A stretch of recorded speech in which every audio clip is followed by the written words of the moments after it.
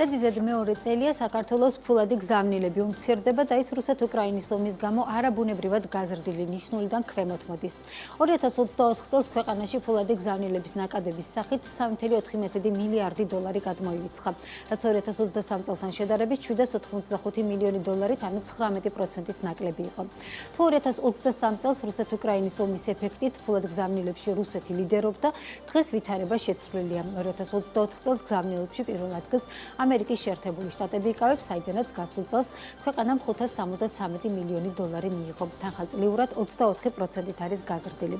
2024 წელს 65%-ით, ანუ 987 მილიონი დოლარით შემცირდა ფულადი გზავნილები რუსეთის ფედერაციიდან, რაც მიგრაციული ტალღის შემცირებაზე მეტყველებს.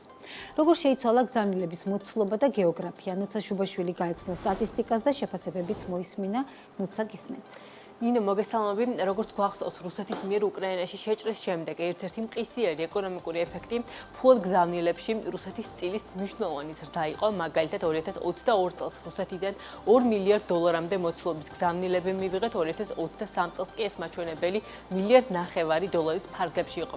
გასული წლის განმავლობაში კი ეს ეფექტი სულ უფრო შემცირდა და უკვე 2024 წლის განმავლობაში რუსეთიდან საქართველოში გადმორიცხული თანხების მოცულობა 541 მილიონი დოლარი შეადგინა, რაც წლიურად 65%-იანი კლებაა. ეკონომისტების ნაწილი ამბობს, რომ ეს მოსალოდნელიც იყო და მიუთითებს იმაზე, რომ მიგრაციის ეფექტი სულ უფრო მეტად იკლებს. მათი თქმით, რუსეთიდან გზავნილებში კლება პირდაპირ არ ნიშნავს იმას, რომ რუსების დიდმა ნაწილმა საქართველო უკვე დატოვა, თუმცა იმაზე მიუთითებს, რომ მიგრანტების მხრიდან საქართველოში სხვადასხვა მიმართულებით გაწეული ხარჯები და მოთხოვნა შემცირდა, რასაც თავის მხრივ საქართველოს ეკონომიკაზე ნეგატიური გავლენა ექნება.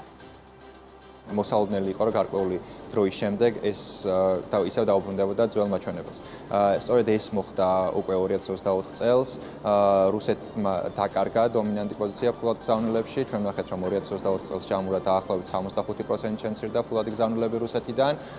ეს აპრიორი არ მიუთითებს იმას, რომ მიგრანტებმა საქართველო დატოვეს, უბრალოდ თავდაპირველად, როდესაც უცხო ქვეყანაში მიდიხარ მოცულობა იმ თანხის, რომელიც გჭირდება, თუნდაც უძრავი ქონების შესაძლებლად და შედარებით მსხვილი ხარჯების გაწევა, რაც გიწევს მსგავს პროდუქტებზე, უფრო დიდი არის თავდაპირველ პერიოდში, ვიდრე მომდევნო პერიოდში. შესაბამისად, შეგვიძლია ვივარაუდოთ, რომ სწორედ მსგავსი დიდი მოცულობის შენაძენების რაოდენობა დაიკლო. როდესაც ეს მაჩვენებელი მკვეთრად გაიზარდა, ჩვენ ვნახეთ, რომ ამან გავლენა იქონია ადგილობრივი მოთხოვნის მკვეთრსდაზე, განსაკუთრებით ეს იყო უძრავი ქონების შემთხვევაში, თუმცა ეს შემცირება, რა თქმა უნდა, ადგილობრივ მოთხოვნას შეამცირებს და ამის გავლენა ეკონომიკაზე იქნება უარყოფითი.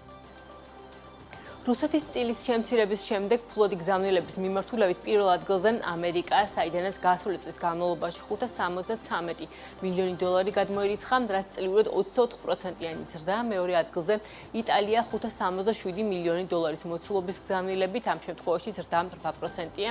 ეს კი თავის მხრივ იმაზე მიუთითებს, რომ ამ ქვეყნებში ქართული ემიგრაცია მზარდი ხასიათით გამოირჩევა. საინტერესო ისიც, რომ ზრდა ფიქსირდება ცენტრალური აზიის ქვეყნების ნაწილშიც, მათ შორის ყირგიზეთი, საიდანაც 2024 წლის განმავლობაში 73 მილიონი დოლარის მოცულობის გზავნილები შემოვიდა.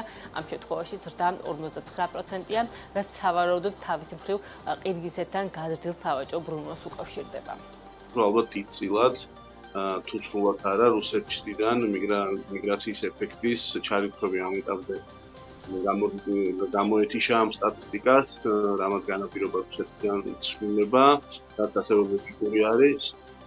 ის, რომ ამერიკის და იტალიის და სხვა ევროპული ქვეყნების ჩარიცხვები იზრდება, ესეც ლოგიკურია, იმიტომ რომ უკვე ბევრი თვის განმავლობაში იყო ესეთი მაჩვენებელი, განსაკუთრებით ამერიკის და იტალიის ზრდა, რაც პირდაპირ უკავშირდება ჩვენი მიგრაციის მაჩვენებლებს ამ ქვეყნებში და შესაბამისად ამ ქვეყნებიდან გადმორიცხული თანხა არის სწორედ ის თანხა, რომელსაც ჩვენი მიგრანტები აკრძალავენ სამშობლოში.